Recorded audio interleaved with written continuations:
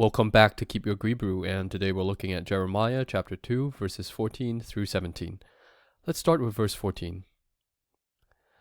Ha'eved Yisrael, im yelid bayithu, madua haya lavaz.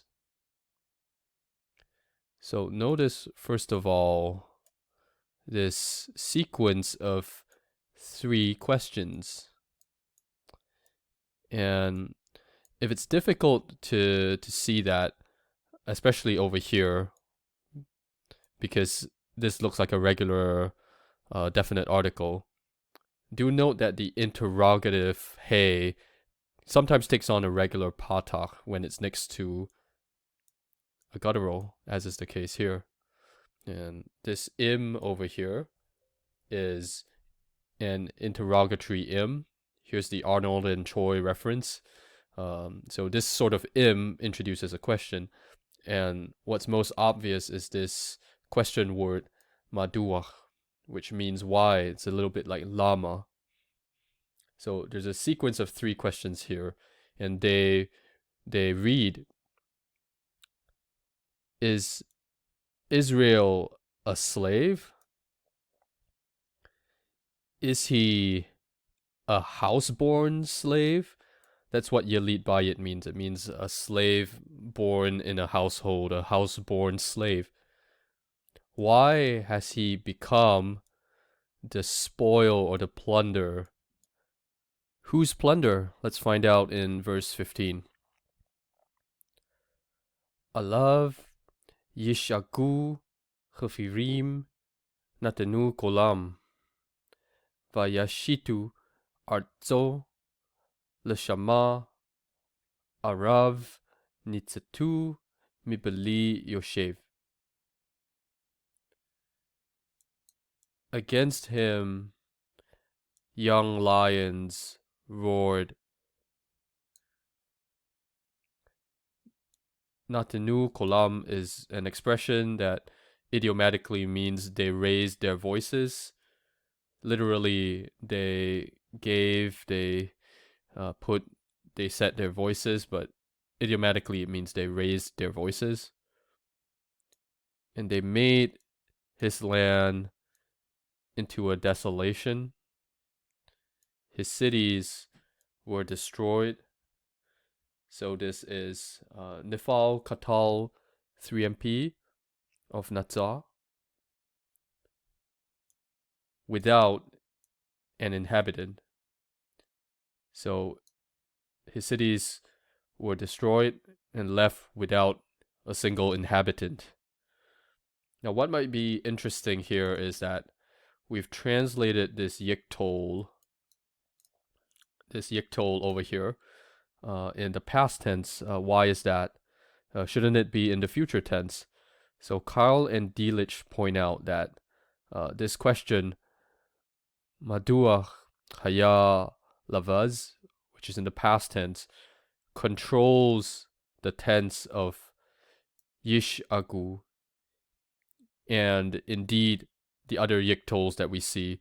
So the yiktols that we see in these verses are not referring to the future, but they can be translated in the past tense.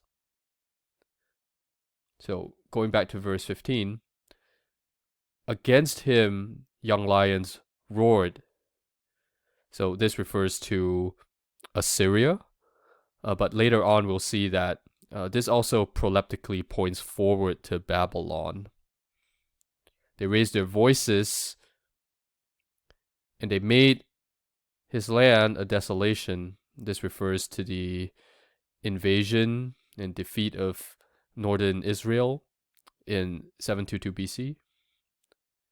His cities were destroyed and left without an inhabitant. Verse 16. Gam b'nei Nof v'tachpanches yir'uch kodkod.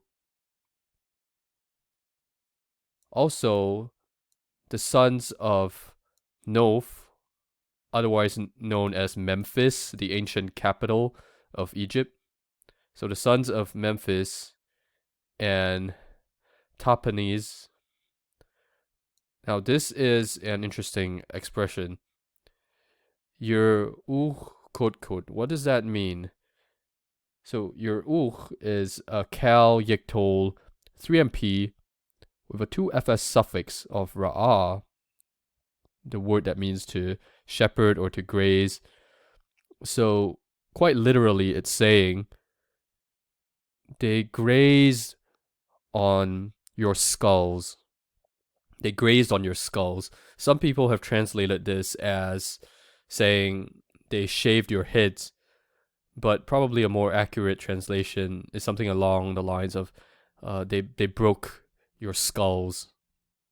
So this is referring to how the armies of Egypt have previously caused damage to the people of Israel. Verse 17. Halo zot ta'aseh lach. Ozvech et Adonai Elohayich. Be'et molichich badarech.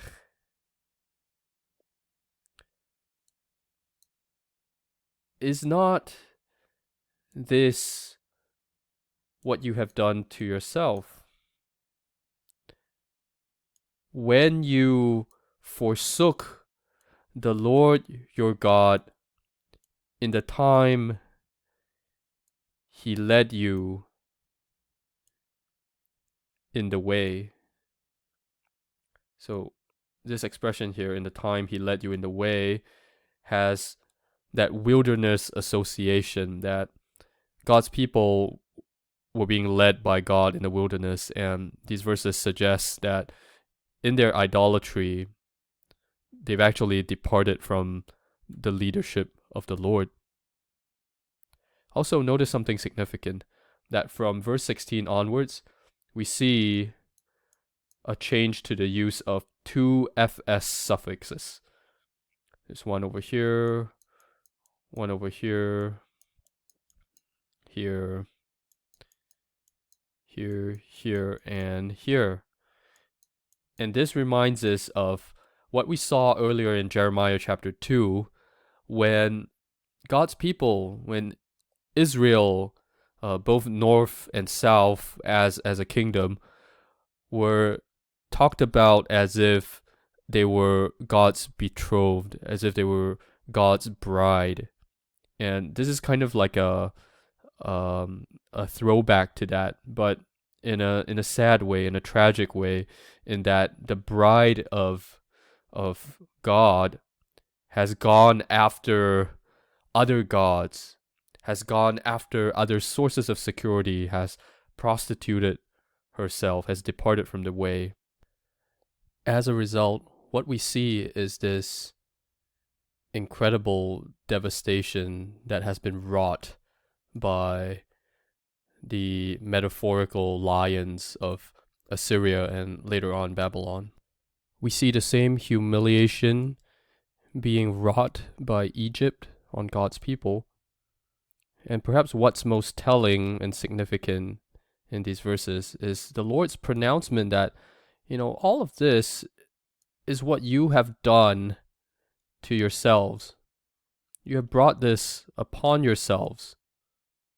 And the lesson here is that even though the Lord is sovereign in causing this judgment to happen, that does not take anything away from the responsibility of God's people, their culpability in forsaking Him. And this is also an invitation to us, those of us who rest in the sovereign grace of God, not to treat that grace as license, not to act as though God's sovereign grace therefore absolves us of any responsibility for our idolatry, for the ways in which we forsake Him and we turn to ersatz sources of security and satisfaction.